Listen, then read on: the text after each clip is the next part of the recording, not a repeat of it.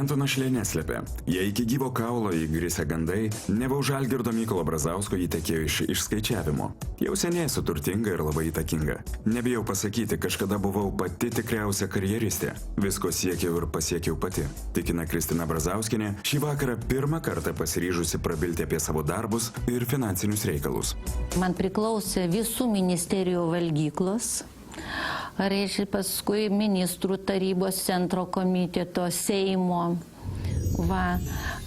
Pirma valiutinė parduotuvė Lietuvoje buvo patikėta man vadovauti. Dabar nesenai, kai skridau į Ameriką, tai toj duty free parduotuvėje priėjo moteriškė, sako, direktorė, jūs mane atsimenat, aš buvau jūsų darbuotoja. Ir iš tikrųjų, jeigu buvai gabus, jeigu turėjai žinių, nesibodėdavai, gerai atlikdavai darbą, tu kas metai beveik, arba kas pusantrų, ar priklausomai tavo gabumų, darbštumą, tu kildavai karjeros laiptais.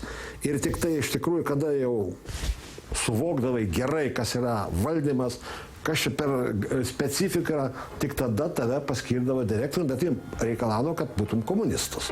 Taigi, kaip iš Kauno kilusi ir jokių ypatingų pažinčių neturėjusi Kristina, tuomet dar Butriminė, tapo Vilniaus elito dama. Kodėl būtent jai, dar ne 40 neturinčiai, pataikaudavo garsiausių Lietuvos vyrų žmonos? Kokių deficitų kalnus ji laikė savo rankose? Ir svarbiausia, ar galėjo ji, generalinė direktorė, gauti tais laikais neįtikėtinai didelį 1000 atlyginimą ir begalę kitų privilegijų?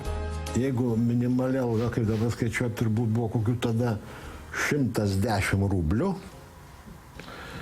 tai maksimali alga direktoriui ji buvo, nuo priklausomybės galėjo būti 4, 5, 600. Tai buvo labai maža diferenciacija. Seimo narys Julius Veselka puikiai prisimena savo karjeros pradžią bei įvairiausius gyvenimo niuansus sovietmečiu. Kaip ir tūkstančiai lietuvių, jis nepamiršo milžiniškų eilių parduotuvėse, iš po prekystalio pardavinėjimų deficitų, specialių parduotuvių, kuriuose prekės buvo skirtos tik vadinamajai nomenklatūrai. Už kooperatinį butą, jo šildymą, elektrą, kitas komunalinės paslaugas ir telefoną Seimo narys, sako, sumokėdavęs apie 15 rublių, o uždirbdavęs apie 230. Taigi, iš tuometės algos galėjo ne tik laisvai pragyventi, bet dar ir likdavo.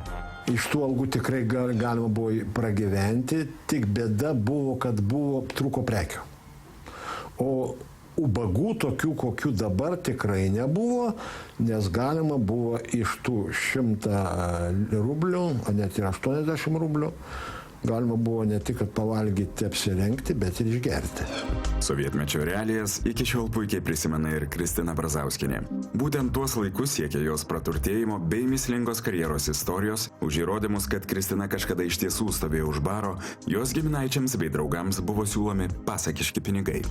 Kai siūlė mano ten giminiai, kad už 10 000 nupirktų žurnalistai nuotrauką, jeigu pateiktų ją, kad aš bufete stoviu už baro ar ten su kukarda, kaip sakė, niekada man nereikėjo tos aprangos ir niekada aš nebuvau, reiškia, kažkur tai už baro ar...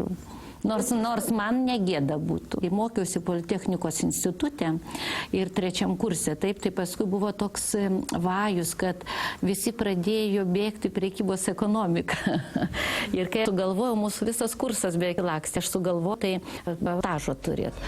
Štai tada, dar būdama studente, Kristina ir įsidarbino sporto rūmuose. Darbas vyko ne kasdien, o man, auginančiai mažą vaiką, tai buvo labai patogu, prisimena Brazauskienė. Uždaroje, tik ypatingiems asmenims skirtoje kabinukėje ji dirbo neilgai ir, kaip tikina, nieko gėdingo tikrai nedarė.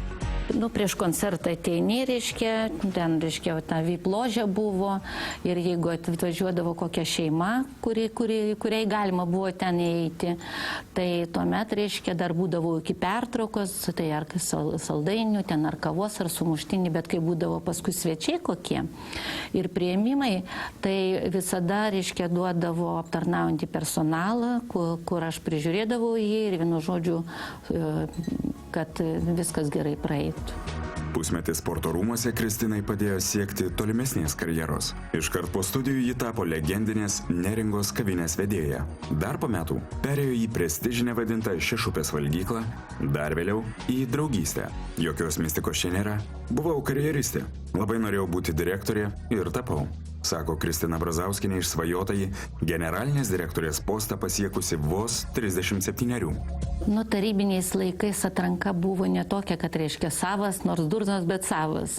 Tarybiniais laikais turėjo būti, reiškia, toks sudaromas buvo kadrų rezervas ir reiškia, žinojai, kad reiškia, kad tu sieki, tave pastebė ir tave paskiria. Tarnybos rinkdavo informaciją nuo studijų laikų. Ir jeigu matydavo, kad tu gabus, darbštus, viskas, iš karto tau vieta būdavo garantuojama geresnė. Ne nuo, būdavo gal ten į kilmė, bet aš, kiek pažinojau, nelabai. Visgi ten būdavo, kad stebi tave, tavo darbštumą, tavo protą. Nors ir Kristina Brazauskienė ir Julius Veselka sutarė, jog anais laikais veikė puikiai gabių specialistų įdarbinimo sistema, apie atlyginimą ir vadinamasias deficitinės parduotuvės, kiekvienas turi savo nuomonę. Kristina prisimena, jai priklausančiose įstaigose būdavo to, ko ant prekystalių nė su žiburiu nerasi. Ir ikrų, ir krabų, ir apelsinų, ir kavos be nuosėdų, ir indiškų arbatų, ir rūkytų gaminių. Tuo tarpu Veselka ten prisimena išvydęs tik 2 prekes. Aš, pavyzdžiui, pats, kada perėjau dirbti į Valstybinio plano komiteto ekonomikos institutą ir jau gavau teisę nusipirkti, kur dalino ten tos. Galiu nusipirkti žirnelio, servilato dešros, aš pagalvoju, aš galvau, kad ten vei nežino, ko gali nusipirkti. Net jokas pamagau, aš pasispjaunu paršą, įsirokau dešros ir geresnį už tą servilato dešrą.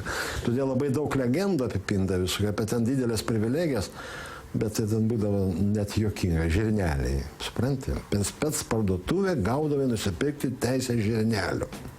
Arba tą boloninį ploščių. Kristina Brazauskienė tikina, ne prieš 9 metus, tuomet, kai ištekėjo už prezidento Algirdo Mykolo Brazausko, bet ir anais laikais ji priklausė visuomenės išrinktiesiems, tiems, kuriems buvo pasiekiama tai, apie ką eiliniai mirtingieji tik svajojo. Kristina valdė išskirtinių prekių parduotuvės bei sandėlius, turėjo tarnybinį automobilį, vasarnamį Turniškėse, telefoną, kuriuo galėjo skambinti tiesiai į Maskvą bei įspūdingą atlyginimą.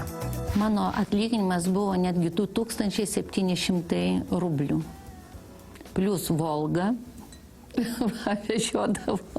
Vienintelis gavo pagal mane Lietuvos Respublikoje ne 6000 rublių algą, vienintelis. Tai buvo Niunka, mokslo akademijos prezidentas, kuris gavo ne tik dėl to, kad jis prezidentas, bet jis buvo visokių ten tarptautinių veikėjas, ten taikos fondų visokių, tai jis gal. O valgyklose, restoranuose, aš jau pabrėžiu, tarybų valdžia žino, ten į tai pavalgai, pagerės, paėmė, tokių algų tikrai 100% nebuvo. Volga galbūt. Julius Veselka garantavo, jog aukščiausias generalinio direktoriaus atlyginimas anais laikais 7 ar 800 ir suma, apie kurią kalba Kristina Brazauskienė, arba 10 kartų padidinta, arba ten priskaičiuoti kažkokie nešvarūs pinigai. Gali būti ir taip, kad Kristina tiesiog suklydo. Tačiau tuomet, kai apie 1000 atlyginimą Kristinos Brazauskienės užklausėme, dar kartą jį patikino. Oficialus generalinės direktorės atlyginimas buvęs 2700 rublių. Anot jos, nuo šio iki šiol niekur neviešinto ir daugelį šokiravusio fakto prasidėjusio jos turtėjimo istorija. Ir nieko keisto čia nėra, sako Kristina. Juk ir dabar parduotuvės kasininkė uždirba minimumą, o ministras 1000.